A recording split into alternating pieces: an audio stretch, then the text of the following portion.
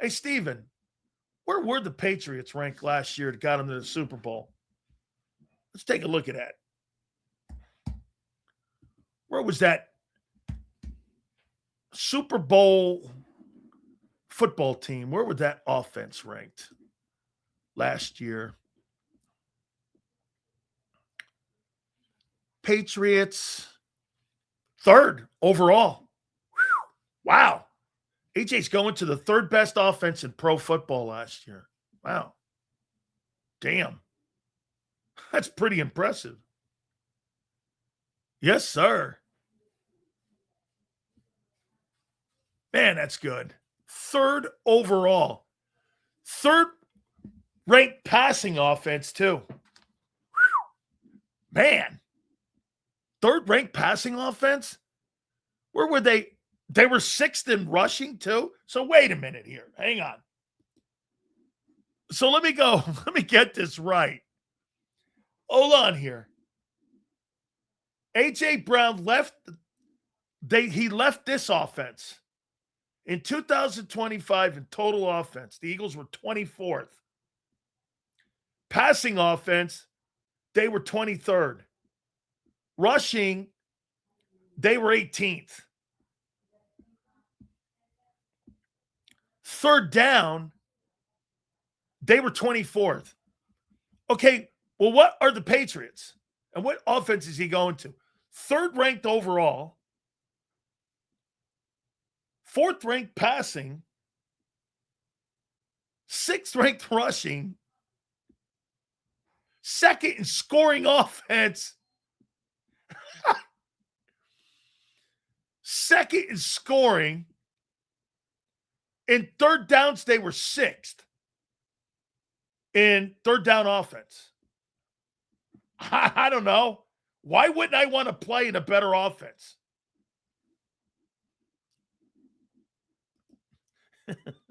Really?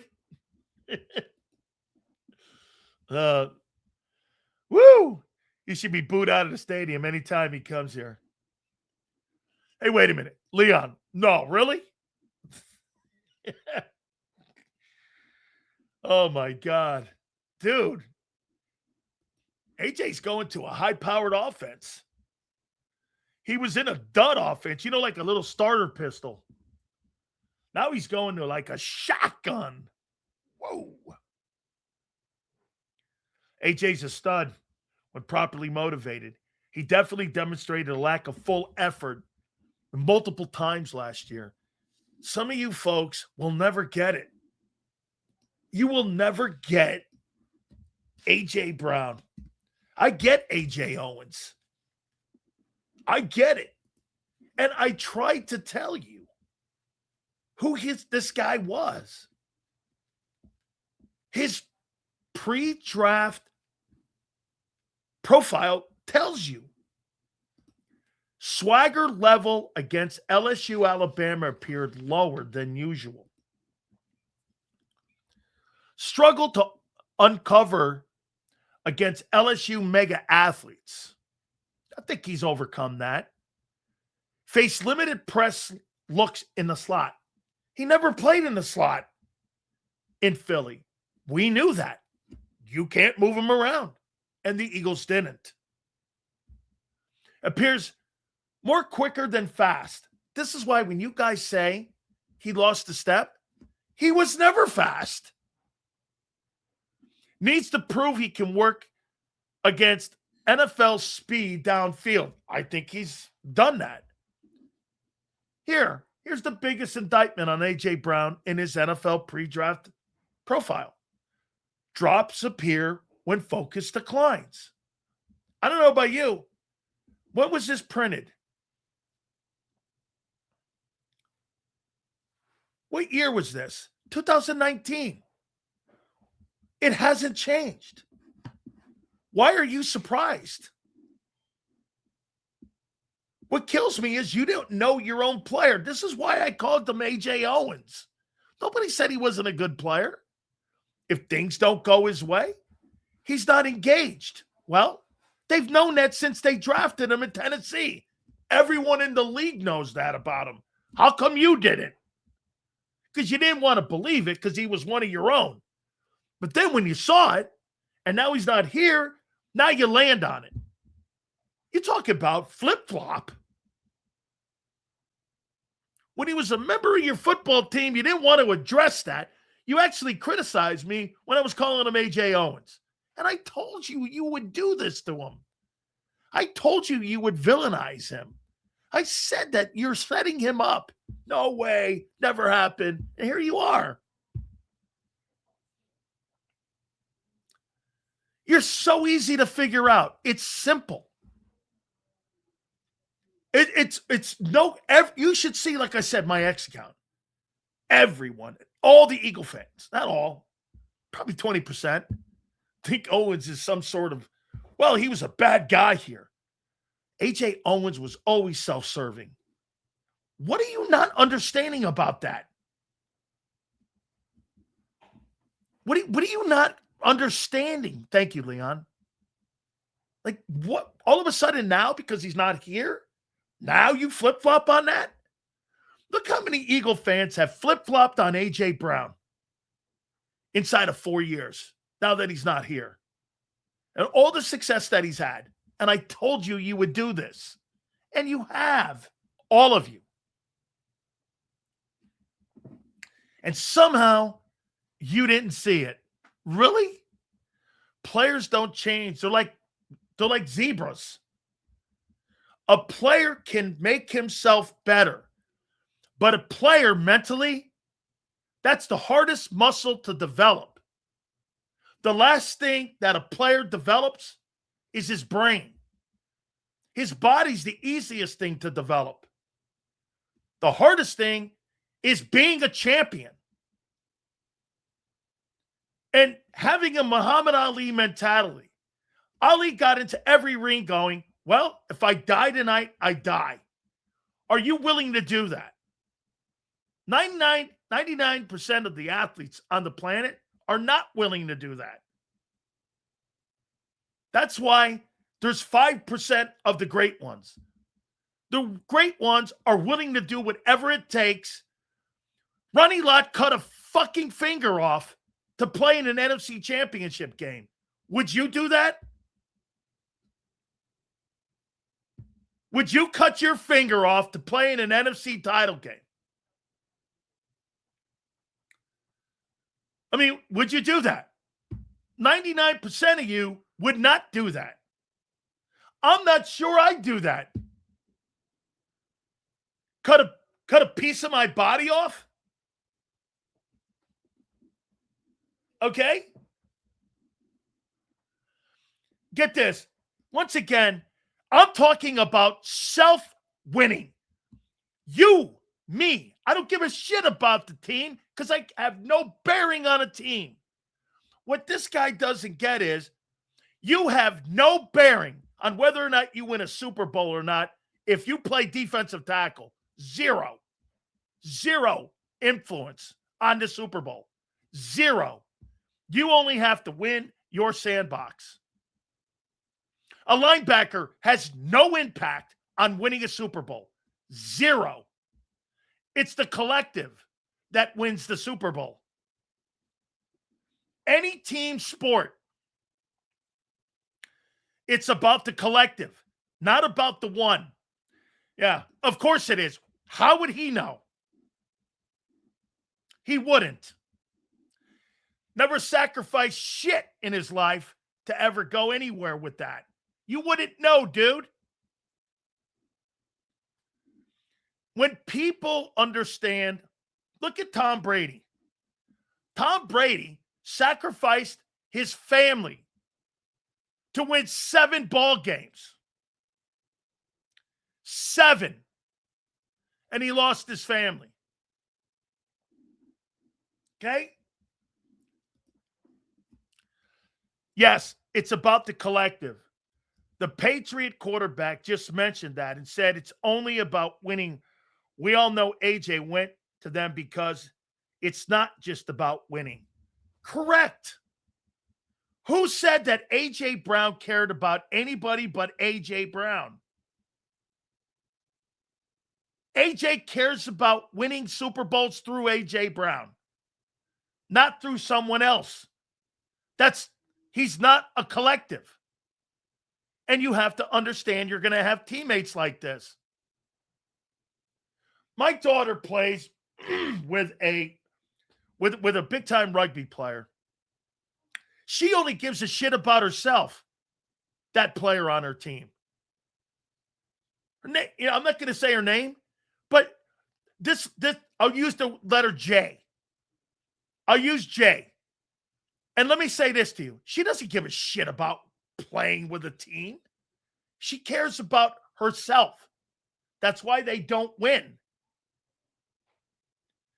When you have guys that care about their own sandbox, what does Nick Saban say, Xander, all the time? Win and do your job. Do your job. Do your job. Do your job. Do your job. That's a collective. That's what wins. It's not a Jalen Hurts thing. It's not an A.J. Brown thing. It's a collective. But again, most people who rip other people have never had legacies. I mean, you ever notice the people that always talk shit on other people? They've never had a legacy. So it's okay. How would you know about a legacy? You don't have one.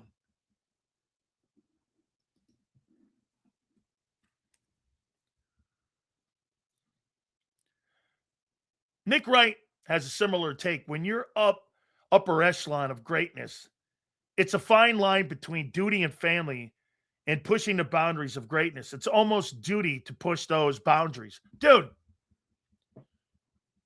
you want to be the very best player that you could possibly be. When you're in a team atmosphere, you see this? When you're in a team atmosphere, you have no say in what the score is going to be or what the win or loss is going to be. You have nothing to do with winning and losing except doing your job, winning your sandbox, winning your area, taking care of your business. That's why guys like Jeffrey Simmons get paid. He takes care of his sandbox. And that's why he got that money. That's why players that are on bad teams, they take care of their sandbox, they get paid. Plain and simple. AJ doesn't give a shit about the collective. He cares about the collective as long as it's running through him. And he thinks I'm the best option to win. Nick thinks the best option is to go through Barkley. He's not here because of Nick, not Jalen. Jalen went along with it. That's why he don't like playing with him. Plus that Mickey Mouse offense. That's why he's not here. I mean, this is a team sport filled with alpha egos, not just alpha athletes. Alpha egos. Seals, Belichick is known for saying, do your job as well. Too bad that shit went in one year and out the other year when AB was on our team. Hey, by the way, do you ever notice on New England's teams, the guys who have that attitude aren't there for long? Moss was there 2 years. Antonio Brown didn't last a year. Right? He didn't last a year there. All those guys with mentalities like that don't play long there. And they move off of them. Because in Bill's attitude, do your job.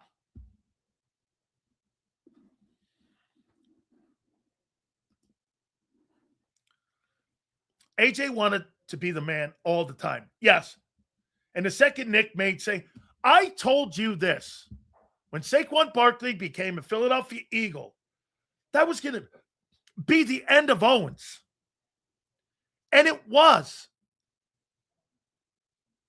It became the end of Owens. Because Michael Irvin even told you this. When Irvin was on the team, hey, the passing game goes through me, not some system.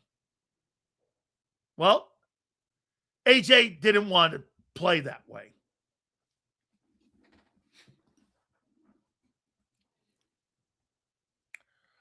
Don't get me wrong. I absolutely love AJ as a player and a person. However, he won't have the overall success in New England like he did in Philly. You guys said the same shit about Milton Williams a year ago. And Milton Williams played in his third Super Bowl in 4 years. Milton's going to go up there and bomb. Everyone said that in here. He'll never live up to that contract. Live up to the contract. He was a major reason the defense helped him get to the Super Bowl.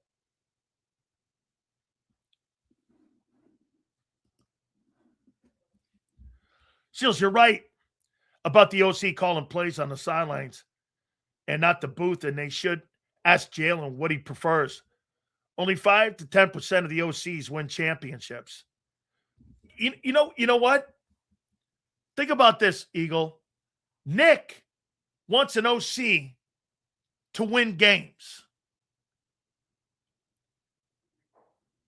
AJ wants an OC to get numbers. Most wide receivers want an OC to get me numbers. Kellen Moore was not an OC to get AJ numbers. He got a collective for AJ, a ring. That means AJ had to share that with everybody. That's not who that guy is. AJ doesn't want to share shit. Most elite athletes don't want to share shit. They want it to go through them. They want them to be the focal point. That's why they get paid. I mean,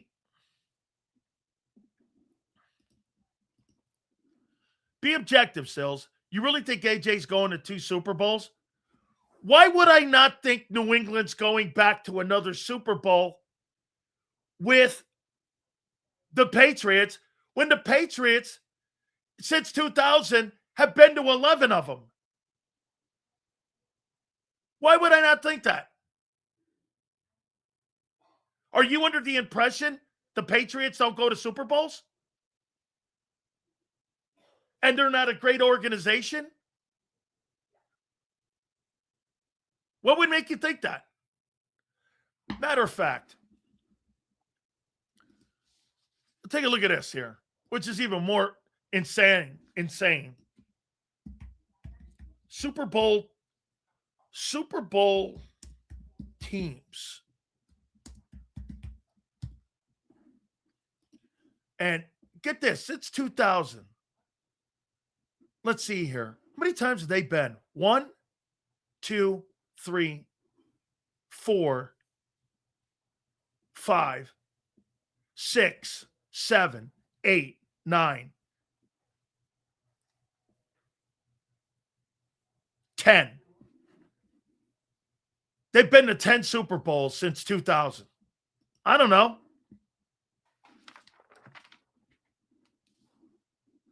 I mean, I don't know.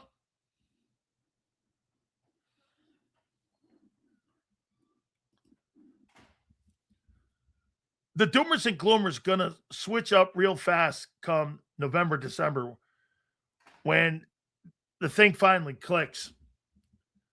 Okay, Brandon, why didn't it click last year? AJ and Kevin Patullo, right? Is that right? Is that right, Brandon? Brandon. So it didn't click last year because why? AJ and KP, right? Is that right? Personnel difference. KP and O-line health. Okay. So Sean Mannion and a healthy O-line is why it's going to click for you this year, correct? Okay. All right.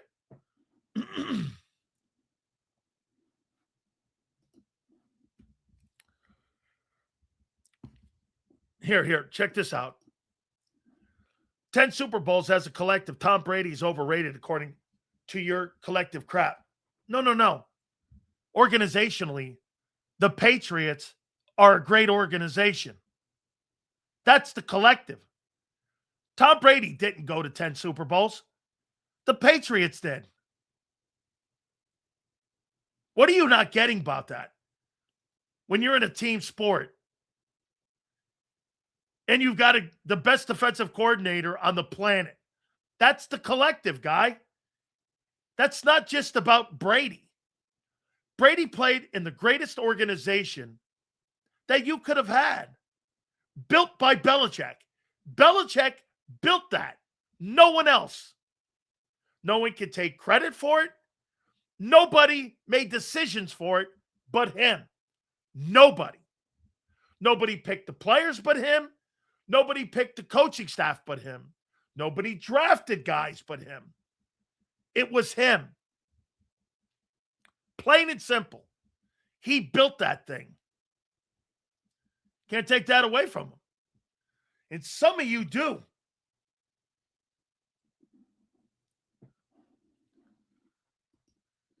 How could Brady be overrated? Brady took on Bill Belichick's way of winning. Work hard, study, and be prepared.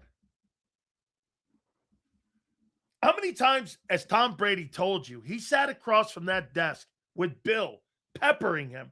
What are you doing on 3rd and 8? What are you doing on 2nd and 7? What are you doing in 2-eye safety with a banjo cover? What are you doing when you've got to play base 43 and you got a slide protection and you're on your own -10 and you're going with 2 minutes left in the half? What are you going to do? Are you going to have 3 or 4 plays called? You got no timeouts, your 2-minute warning, and you're on your 35.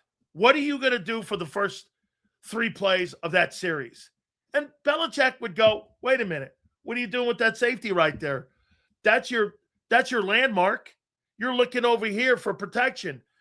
Pressure's coming from this guy. Can't you see it? And that's how they would go back and forth. You don't think Belichick prepared any of that? And by the way, like I said, you want to see something too? You want to know what not being overrated is? Not one football player on that football team that he won them Super Bowls with early on was a first-round draft choice. Not one of them. Not one. Not one of those skilled players. I think Sony Michel later was a first-round pick. Belichick didn't believe in first-round picks on offense. Amendola, Edelman, Gronk was a second-rounder. Brady was a sixth-rounder. You talk about finding personnel? Howie never did that.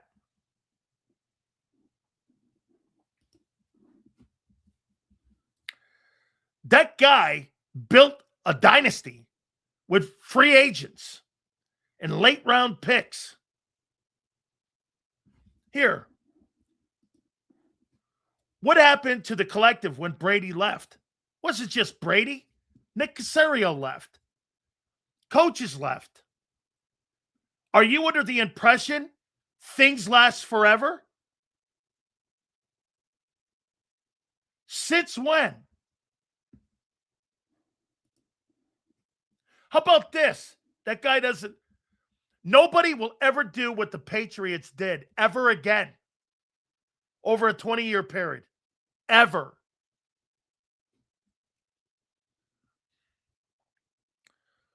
I can't be the only one.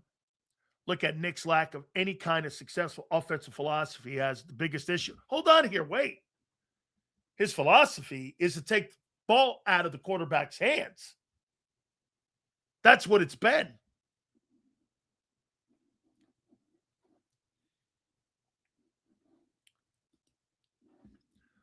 There were articles. I completely disagree with this. I know Scott Pioli very well. Okay? Know him very well.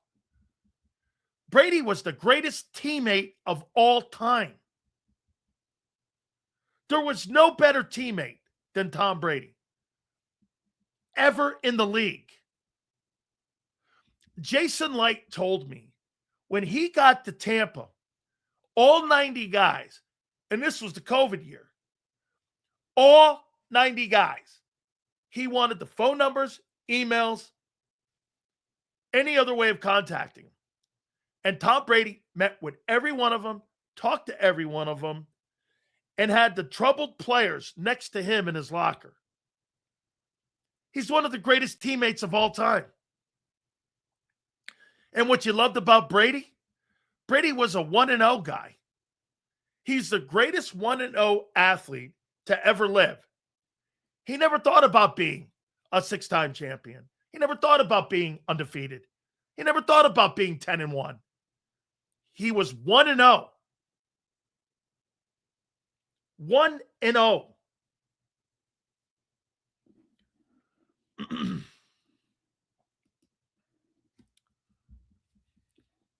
These are usually horrible. I'm sure it will be again. Whenever Sil says something can't happen again, okay. Yeah. Well, let me know when it happens. Sills, I agree with you about New England as an organization. They had problems on the field and off the field as an organization. But you know what they did have too, James? They had problem solvers in that organization. They had problem solvers. Okay? All right. Hey, we're going to be able to get Z in here. Tomorrow we got Battle Royale, too. I can't wait. All right, guys. Listen. The next test for your team is this week. Your organized practice, and then you got the exhibition game. And again, you're doubtful you're going to see any of the starters in this exhibition game. You're going to see the guys in this controlled scrimmage. Again, you got to remember something about the controlled scrimmage. Nick and Mike Vrabel already worked it out, how the scrimmage is going to go, what type of plays that they're going to run, what kind of looks that they want to see tomorrow morning. Okay? All right. Thought it was interesting. Pretty much everybody was Farzi and Gary Cobb. Thursday, too, Angelo's coming on, so we'll have Angelo Cataldi.